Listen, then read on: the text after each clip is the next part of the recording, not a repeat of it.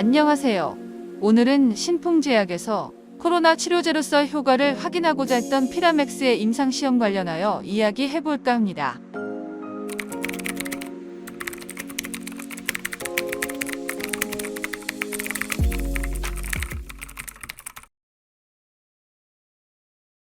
신풍제약이라는 회사는 1962년 6월 5일 설립되어 전문 의약품 위주의 제약회사로 일반인들에게는 사실 생소한 회사였습니다. 대부분 제네릭 위주의 의약품들을 판매하고 있습니다. 신풍제약이 개발한 피라맥스는 국내 신약으로 알려져 있지만 사실은 완전한 신약은 아니고 피로나리딘과 알테수네이트라는 기존의 성분을 복합제로 만든 개량형 신약의 형태이죠. 이 두 성분의 의약품은 원개발사가 따로 있습니다. 그렇다면 왜 신풍제약이 엄청난 화제가 되었을까요? 그 이유는 바로 신풍제약의 주가가 30배 정도 급등한 적이 있기 때문인데요. 하지마! 그 급등의 이유 중에 하나로 들 수 있는 것이 미국 도널드 트럼프 전 대통령의 발언입니다. 그 문제의 발언이 담긴 뉴스를 함께 보시죠.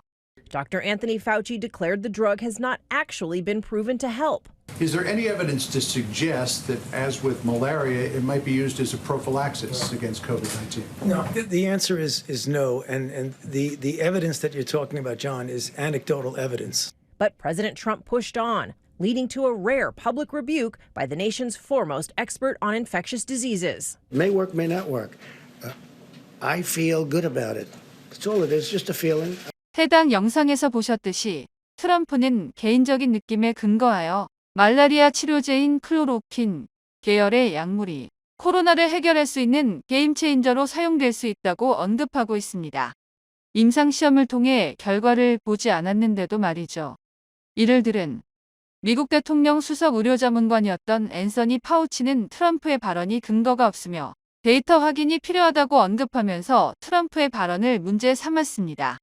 실제로 클로로킨의 경우 코로나 치료에 유의미한 결과를 도출하지 못한 것도 추후 밝혀졌습니다만 트럼프의 발언으로 인해 관련 치료제를 보유하고 있는 회사들에 대한 관심이 커지기 시작했고 국내에서는 말라리아 치료제인 피라맥스를 보유하고 있는 신풍제약에 대한 관심이 높아졌습니다. 추가로 세포 실험에서 유의미한 결과를 확인하게 되면서 주가는 하늘 높은 줄 모르고 치솟기 시작합니다. 그렇다면 과연 피라맥스가 코로나 치료제로서 사용 승인될 수 있는 유의미한 결과를 보여줄 수 있는지가 궁금하실 겁니다. 이를 이해하려면 현재까지 진행되어 왔던 피라맥스 관련 임상 현황을 확인해야 할 것입니다. 신풍제약에서 진행한 해외 임상들도 있지만 본 영상에서는 국내에서 진행한 임상 시험들을 중심으로 설명할 예정으로 해외 임상 시험 내용들은 제외하도록 하겠습니다. 표를 보시면 국내에선 총 3개의 임상이 진행되었습니다. 2020년 7월 5일 신풍제약은 식약처로부터 IND 승인을 받아 피라맥스 이상 임상시험을 처음으로 시작하였습니다. 해당 임상은 RT-PCR을 통한 바이러스의 음전율을 1차 평가 변수로 보는 임상시험으로 피라맥스를 투여하였을 때 체내 바이러스 생존율을 저하시키는 효과가 있을 것으로 기대하여 해당 효과를 입증하고자 하는 컨셉의 임상시험이었습니다.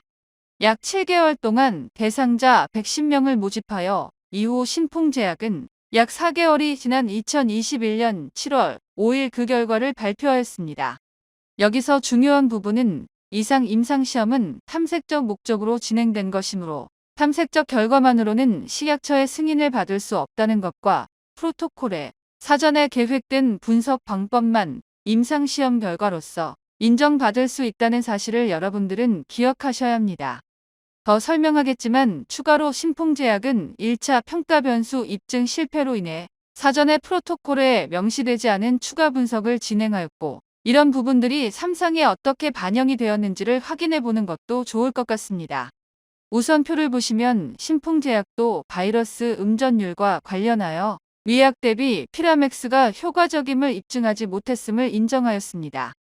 그러나 앞서 말씀드린 바와 같이 사전에 계획되지도 않은 추가 분석을 통해 유의미한 부분이 있는 것처럼 코멘트를 했습니다만 우선 고위험군이라고 정의한 고령, 비만, 기저질환 동반 대상자들의 음전율이 투약 후 10일 기준으로 피라맥스군은 모두 음전율을 달성했다고 말하고 있습니다. 그런데 해당 분석군의 숫자를 보면 피라맥스군 16명, 위약군 28명으로 해당 숫자로 통계학적으로 유의미함을 따질 수 있는 수준이 아니기 때문에 이에 대한 확증을 위해 대규모의 고위험군에 대한 추가 입증이 필요합니다. 신풍제약의 입장에서는 보다 확실한 효과를 위해서 해당 고위험군만을 3상 임상시험 모집단으로 선정하여 임상을 진행할 수도 있었을 것이라는 생각이 듭니다만 잠시 후 살펴보기로 하겠습니다. 마지막으로 3상 1차 평가 변수와 연관성이 있는 임상 징후에 대한 순위 척도, 변화량 결과를 보겠습니다. 전체 대상자를 대상으로 사망 및 중증화율은 피라맥스군 3.8%, 위약군은 8.6%로 확인되었으며 이는 두 군 간 약 4.8% 차이를 보이는 것을 알 수 있었습니다. 고위험군에서는 그 차이가 10.3% 정도나 차이가 나는 것도 확인할 수 있었지만 과연 통계학적으로 유의한 수준인지에 대해서는 추가 확인이 필요한 결과였습니다. 해당 결과는 매우 중요한 내용이므로 꼭 기억해 주시고 또한 3상 임상시험에 어떻게 반영되었는지를 확인하도록 하겠습니다. 자, 그럼 이상에서 탐색적으로 확인되었던 결과를 신풍제약은 3상 임상시험에 어떻게 반영하였는지를 확인하기 위해 3상 임상시험의 1차 평가 변수의 내용과 선정 제외 기준을 확인해 보도록 하겠습니다. 역시나 예상대로 이상 임상시험에서 유의미하다고 주장한 입원, 사망 등의 중증화율을 1차 평가 변수로 설정한 것을 확인할 수 있었습니다. 그렇다면 고위험군 및 바이러스 고보유군을 선정 기준으로 배정했는지 확인해 보았으나 이들은 반영되어 있지 않음을 확인할 수 있었습니다.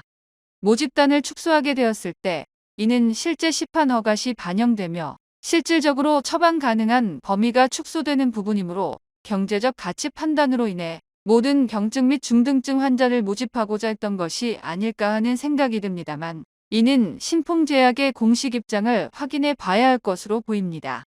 결국 사망 중증화율에 있어서 이상에서 확인했던 피라맥스와 위약 간의 차이였던 4.8% 정도로 3상에서도 재현이 가능한 것인지가 임상시험 성공 여부와 직접적인 관련이 있다고 말할 수 있겠습니다. 특별히 현재까지의 상황에 근거하여 피라맥스 3상 임상이 성공하기 매우 어려울 것으로 보여지는 내용들이 있어 이에 대해 얘기해 볼까 합니다. 우선 통계학적으로 어떤 신약이 기존 치료제보다 더 효과가 있다고 말을 하기 위해서는 각각의 약물의 약효의 크기, 그러니까 신약과 기존 치료제의 유효율의 차이가 통계 및 임상적으로 유의한지를 보는 것이 중요합니다. 통상 이 유효율의 차이를 효과 크기 차이라고 하는데 이는 통계학적 가설 및 대상자 수를 산출할 때 매우 중요한 근거가 됩니다. 이러한 차이를 제약사들이 선택할 때 여러 참고 문헌을 통해 그 수치를 정할 수 있는데 통상 선행 연구에서 발견된 차이를 근거로 설정하는 경우가 많습니다. 피라맥스 3상 임상시험 제목에서도 확인하실 수 있듯이 본 연구는 위약 대비 피라맥스의 우월성을 입증하기 위한 목적으로 진행되었으며 그 목적에 대한 지표로 사망 중증화율을 1차 평가 변수로 설정하여 연구를 진행하였습니다. 앞서 말씀드린 피라맥스 이상 결과 중 사망, 중증화율 관련하여 피라맥스가 위약 대비 4.8% 정도의 사망 중증화율을 막아준다는 결과를 확인한 바 있습니다. 따라서 해당 효과 크기를 3상 임상에 적용하여 통계학적 가설 및 대상자 수 산출에 반영하였을 것으로 보여집니다. 어려운 통계학적 분석 얘기는 접어두더라도 방금 말씀드린 말을 쉽게 풀어 설명하면 3상 임상을 해서 결과를 봤는데 실제로 3상 임상에서의 위약군과 피라맥스군의 중증화율 차이가 4.8% 정도 날 것이다라는 말과 같은 것이라고 이해하시면 될 것입니다. 즉, 개연성 있게 해당 수치가 코로나 관련하여 다른 동일한 임상을 하더라도 비슷한 수치가 재현될 수 있다라는 것이죠. 그런데 2023년 3월 31일에 진행된 신풍제약 유재만 대표이사의 발언을 들어보면 성공이 어렵다라는 것이 더욱 확실해집니다. 근데 이제 이게 진행하는 과정에서 변이가 계속되면서 오미크론 변이가 되겠죠. 오미크론 변이가 되면서 이제 그 증상이 급격히 이제 약화되면서 입원율 사망률이 와일드 타입, 알파, 베타 이런 변이에서는 환자의 입원율이 한 17% 이렇게 됐는데 오미크론 환자의 경우에는 0.5%가 안 됐어요. 그러다 보니까 입원율, 사망률을 가지고 판단하는 게 상당히 어려운 상황이 되었던 거죠. 그래서 물론 3상 임상시험에 참여한 대상자들 중 바이러스 타입별로 어느 정도의 비율로 등록되었는지 명확하게는 알 수 없지만 피라맥스 3상 임상시험의 대상자 모집 기간과 오미크론 변이 유입 시기를 고려한다면 상당수의 대상자가 오미크론 변이에 해당됨을 유추할 수 있습니다. 3상에 대한 결과를 입원율 사망률도 분명히 좀 보고 있고요. 하지만 그거는 이제 저희가 1,420명 중에 입원 환자가 한 7명, 8명밖에 되지 않아서 거기에서 물론 그게 이제 다 이제 약물 투약분에 플라스보분에서만 입원이 올라왔다 그러면 거기에서도 뭔가 어떤 결과가 나올 수 있지 않을까 생각을 하지만 사실은 쉽지 않을 것 같고. 사실 이 부분이 가장 명확하게 실패를 예측하게 하는 부분이 아닐까 싶습니다. 물론 현재 눈가림 해제를 한 것은 아니지만 표와 같이 여러 가능성을 생각해 볼 수 있을 것입니다. 그런데 위약군에서 모든 사망이나 중증화 케이스가 발생하였다고 하더라도 위약과 피라맥스의 효과 크기 차이는 최대 1.1%밖에 되지 않으며 이는 통계학적 가설에서 설정한 차이값인 4.8%에 미치지 못하는 수치입니다. 이를 이미 인지하고 있기 때문에 유재만 대표이사는 품목 허가 신청이 쉽지 않을 것이라고 말하고 있는 것입니다. 오미크론 유입으로 통계 및 임상적 유의성을 보여주기 힘든 상황을 인지하여 신풍제약은 급기야 1차 평가 변수 및 대상자 수 추가를 위해 2022년 11월 9일 환자 모집이 거의 다 끝났고 중간 분석까지 한 상태에서 임상시험 계획 변경을 신청하게 됩니다.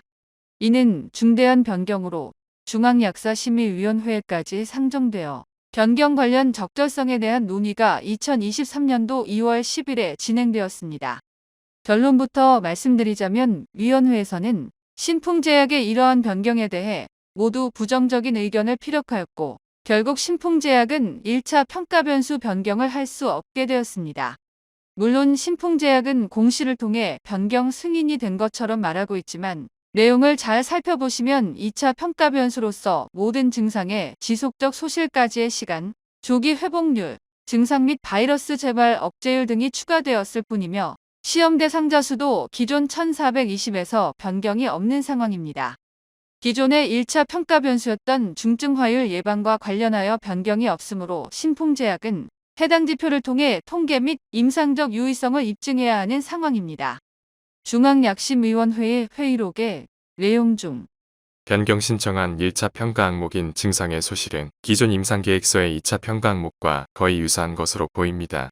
기존 1차 평가 변수인 중증화율 예방 지표는 통계적 검정력이 약해 대상자 수를 엄청나게 늘려야 될 텐데 현실성이 없다면 통계 분석 측면에서 2차 평가 항목의 결과를 근거로 유효성에 대한 긍정적인 평가가 가능할까요?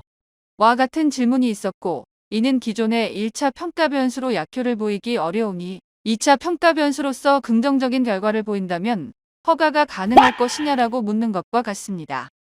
이에 대한 대답으로서 위원회에서는 2차 평가 변수는 2차 평가 변수로만 의미가 있습니다라고 답변하면서 허가는 불가함을 말하고 있습니다. 현재까지 진행되어 온 피라맥스 임상시험에 대해 살펴보는 시간을 가졌습니다. 본 영상의 목적은 지금까지 공개된 내용을 통해 코로나 치료제로서 피라맥스의 임상적 유의성 여부를 추론하는 것입니다. 등번 영상을 근거로 본다면 코로나 치료제로서 피라맥스 임상시험의 성공률은 매우 낮을 것이라고 판단되며 만약 실패를 한다면 신풍제약은 두 가지 선택을 할 수 있지 않을까 싶습니다.